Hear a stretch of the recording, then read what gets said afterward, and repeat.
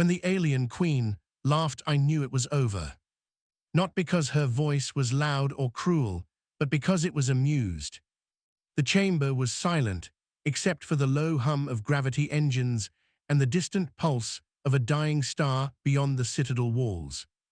I stood alone on the obsidian floor, with my hands bound in a field of blue light, watching her towering form recline upon a throne carved from the bones of conquered worlds. The Jaithari queen was beautiful in a way that made your instincts scream. 6 eyes like molten gold, a crown of living crystal fused to her skull, and a smile that suggested she already knew every possible ending. Around us stood her court, generals, scholars, executioners, all waiting for her signal to decide my fate. "You are the last human," she said, her voice echoing through translators embedded in the air. "You should be screaming." I did not. I met her gaze and said nothing, because everything I could say had already failed. Earth was gone, burned into an asteroid belt, after the galaxy decided humanity was too unpredictable to be allowed to live. They called it a necessary correction. The Queen leaned forward, amused. "You believed your species special," she continued. "You believed in defiance, in hope, in impossible victories." Then she laughed, a soft musical sound that rippled across the chamber. That was when I knew it was over. Because she thought she had already won. The galaxy studied humanity for centuries. They catalogued our weapons, our biology, our politics, our wars. They believed knowledge was the same as understanding. They knew we were fragile. They knew we fought among ourselves. They knew our technology lagged behind the elder empires. What they never learned was why we kept standing back up. As the Queen laughed, memories flooded my mind. Not of cities or flags, but of people. A mechanic who kept a ship running with nothing but scrap and stubbornness. A medic who worked for 3 days straight because giving up was not an option. A child who asked why the stars hated us and still dreamed of reaching them. Humanity did not survive because we were strong. We survived because we refused to accept the version of reality handed to us. The Queen's laughter faded, and she tilted her head, curious now. "You are smiling," she observed. "Why?" Because she still did not understand. "You destroyed Earth," I finally said. "You burned our colonies, hunted our fleets, erased our name from the archives. You believe that ends us." The court stirred uneasily. The Queen raised one clawed hand, and silence returned. "Every species pays a cost to exist," she replied. "Yours was extinction." I shook my head slowly. "No," I said. "Our cost was something else." I told her about the Black Vaults, about the final protocols activated only if humanity faced total annihilation, about the ships that were never meant to be seen, hidden not in space, but in probability shadows between dimensions. The Queen's smile faltered for the first time. Her scholars began whispering urgently. I could feel the shift in the room, the subtle vibration of fear entering the air. "You are lying," she said, though her voice had lost its certainty. "I am not," I replied. "You studied our weapons. You never studied our desperation." The lights in the chamber flickered. A deep resonance rolled through the citadel, not an explosion but a signal. Across the galaxy, reality folded. From empty regions of space, from dead systems and forgotten voids, they emerged. Human vessels, unlike anything the galaxy had recorded, angular and dark, wrapped in fields that bent light and physics alike. They were not fleets of conquest. They were fleets of finality. The Queen staggered to her feet as alarms screamed. Her generals shouted reports of defenses failing before the first shot was fired. Human ships were not attacking planets. They were disabling empires, cutting power grids, collapsing jump networks, isolating entire civilizations in seconds. "This is impossible," she hissed. "No," I said softly. "This is prepared." For the first time since humanity looked up at the stars, the galaxy was reacting to us, not the other way around. The Queen looked at me again, truly looked at me this time. Her laughter was gone, replaced by something far more dangerous, understanding. "What do you want?" she asked. I stepped forward as my restraints dissolved, overridden by human code, now rewriting the Citadel systems. "We want what we always wanted," I said. "To exist without asking permission." Outside, the galaxy was changing. Empires that had laughed at humanity were now negotiating survival. Species that had voted for our extinction were discovering what it meant to awaken something they could not control. The Queen lowered herself back onto her throne, defeated not by force alone, but by miscalculation. "When I laughed," she said quietly, "I thought it was over." "So did we," I replied. "That is why we made sure it never would be again." And as the stars burned with new signals and human voices filled the void once more, the galaxy learned its final lesson. Never laugh at a species that has nothing left to lose. History would later struggle to name what followed. Some called it the silence between wars. Others named it the long reckoning. Humanity simply called it breathing room. When the first shockwaves of our return rippled across the galaxy, civilizations froze. Trade routes collapsed not from destruction, but from fear. Councils that once debated our extinction now debated how to survive our attention. The galaxy had grown used to humanity as a problem that solved itself. We fought, we fractured, we burned. And then we were gone. Now we were back. Not screaming, not begging, not charging blindly into revenge. We were calm, and that terrified them more than fleets ever could. I stood beside the alien queen on a balcony overlooking the fractured stars. Her throne room had become a command nexus, now occupied by human projections and Jathari silence. Neither of us spoke for a long time. "You planned this long before you lost," she finally said. Her voice lacked accusation now, carrying only weight. "We planned it because we knew we might lose," I replied. "There is a difference." She turned her 6 eyes toward me, studying a species she thought she had finished. "You built ghosts," she said. "Fleets that hide between moments, weapons that wait decades without decay, minds trained to think beyond survival." "Yes," I said. "Because hope alone was not enough. Humanity learned early that optimism without preparation was just another way to die. So we prepared. Not for victory, but for aftermath." Across the galaxy, human envoys emerged from shadows long unoccupied. Not conquerors, but witnesses. They did not arrive with demands, they arrived with records. Every vote, every signed extermination order, every celebration broadcast when Earth burned. Nothing had been forgotten. Some species tried to erase their past. Human archives responded by restoring it in perfect detail. Others tried denial. We answered with evidence. A few tried defiance. Those were isolated quickly. Not destroyed, just removed from influence. A living lesson to the rest. The galaxy learned a new truth. Humanity did not need to rule to dominate the future. We only needed to remember. The Queen watched as one by one the elder empires accepted treaties written in human syntax. Clear, unforgiving, but fair. No species would be erased again. No vote for extinction would ever be allowed to pass without consequence.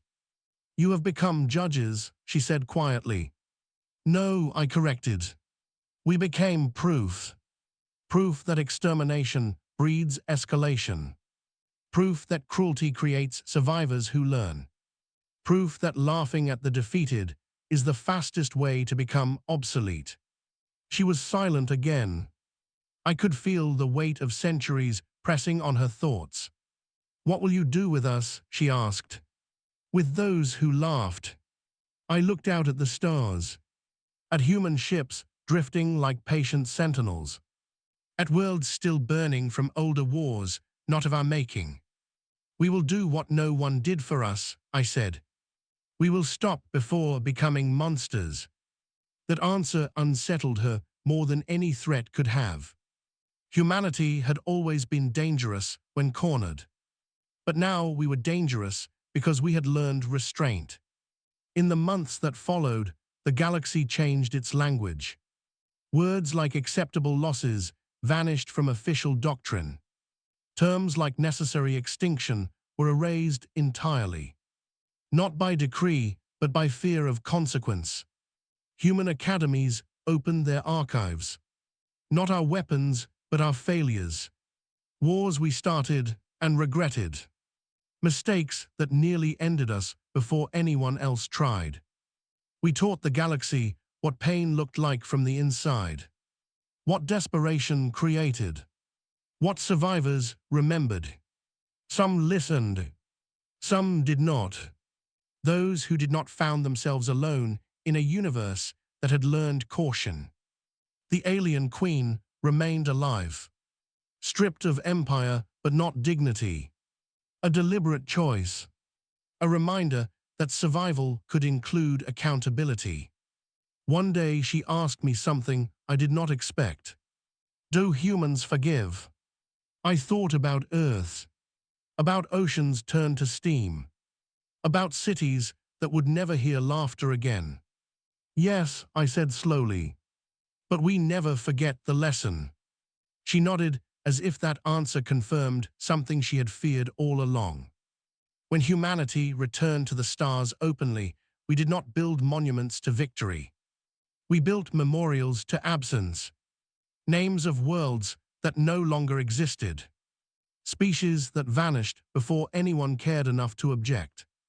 The galaxy walked among those names and understood. This was not a threat. It was a warning written in grief.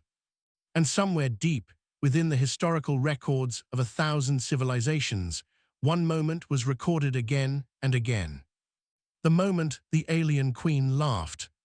The moment she believed it was over. They would teach it to their children as a cautionary tale. Never laugh at a species that still has time to prepare. Never mistake silence for surrender. Never assume survival ends with destruction. Because humanity learned something in the fire. The end is not when you lose everything. The end is when you stop planning for what comes next. And humanity never stopped. Long before humanity returned, others had been watching. Not the elder empires, not the conquerors or architects of extinction, but the small civilizations, the young ones hiding behind gas giants and quiet suns.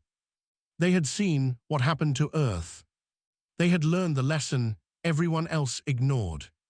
That survival sometimes meant staying silent.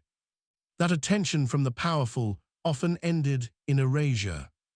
When the galaxy burned humanity away, these younger species mourned quietly. Not because they knew us well, but because they recognized the pattern. A species that asked questions. A species that resisted its assigned place. A species removed for the crime of unpredictability. So when the hidden fleets emerged and the elder powers faltered, those younger civilizations did not celebrate. They waited. They waited because they feared what always came after revenge. They feared that humanity would replace one tyrant with another. They feared that survival would harden us into something unrecognizable. Humanity knew this. We had once been the young ones watching from the dark. So we made the first move. Not with fleets, not with threats, but with open signals broadcast across unclaimed frequencies. We spoke plainly. We said we remembered what it felt like to be small. We said we had no interest in ruling those who had never raised a hand against us. We said the galaxy had room for more than one story. At first, there was no response. Then a single reply arrived, weak and carefully encoded. It came from a species without a name the galaxy bothered to record. They called themselves the Kesh. Their message was short. You are alive. We saw what they did to you. We are afraid. I was present when humanity answered. Not as a general or judge, but as a witness. We were afraid too, we told them. We still are. That honesty changed everything. The Kesh revealed themselves slowly. Their worlds fragile, their technology uneven. Their history full of near extinctions avoided by hiding and compromise. They asked us what they should become. It was the wrong question. And we told them so. Do not become us, we said. Become harder to erase. Word spread. More young species reached out, each carrying their own quiet terror, each asking if the stars were always this cruel. Humanity did not lie. We said yes, but we also said cruelty was not the same as inevitability.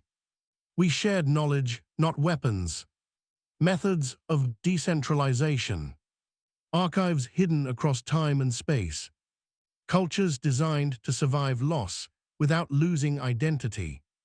The galaxy began to change in ways no empire had planned for. Power no longer concentrated so easily. History no longer so easily rewritten. The elder species watched this with growing unease. They understood domination. They did not understand resilience multiplied. The alien queen observed these developments from her diminished court. One day she asked me why we invested so much in those who could offer us nothing. Because once, I said, we needed someone to do this for us. She considered that for a long time. Then she asked something else. Are you afraid they will surpass you? I smiled.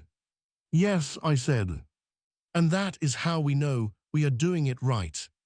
Humanity had learned that the most dangerous galaxy was one frozen in hierarchy, where power never flowed downward, where survival depended on obedience. So we loosened everything. Borders became guidelines. Influence became responsibility. Strength became something measured by what you protected, not what you erased. There were setbacks. There were betrayals. Some species tried to use our trust as leverage. We responded firmly, but not annihilatingly. Consequences without extinction. Boundaries without erasure. The galaxy took note. Stories began to circulate, not of human wrath, but of human restraint. They spoke of the species who could have burned the stars and chose not to, who had stared into the same abyss as every fallen empire and stepped back. The moment of laughter still appeared in every retelling. The alien queen laughing. Humanity silent. But the ending changed depending on who told it. To the elders, it was a warning. To the young, it was a promise that even after everything is taken, there is still a choice. Humanity never claimed the galaxy, but the galaxy began to listen. And somewhere far from thrones and fleets, a young species looked up at the stars, not with fear, but with preparation. Humanity watched them and smiled.